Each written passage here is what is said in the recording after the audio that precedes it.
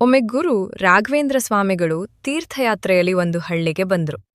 ಆ ಹಳ್ಳಿಯಲ್ಲಿ ಒಬ್ಬ ಗರ್ವಿತ ಶ್ರೀಮಂತನು ವಾಸಿಸುತ್ತಿದ್ದನು. ಅವನು ದೇವರು, ಗುರುಗಳು ಹಾಗೂ ಧರ್ಮದ ಮೇಲೆ ನಂಬಿಕೆ ಇರಲಿಲ್ಲ. ಗುರು ರಾಘವೇಂದ್ರರು ಹಳ್ಳಿಗೆ ಬಂದಿರುವುದು ತಿಳಿದರೂ ಅವರನ್ನು ಅವಮಾನಿಸುವ ಉದ್ದೇಶದಿಂದ ಸ್ವಾಗತಕ್ಕೂ ಬರಲಿಲ್ಲ. ಆ ದಿನ ಆ ಶ್ರೀಮಂತನ ಮಗ ಅಚಾನಕ್ ಗಂಭೀರವಾಗಿ ಅಸ್ವಸ್ಥನಾದನು. ಹಲವಾರು ವೈದ್ಯರನ್ನು ಕರೆಸಿದರೂ ಪ್ರಯೋಜನವಾಗಲಿಲ್ಲ.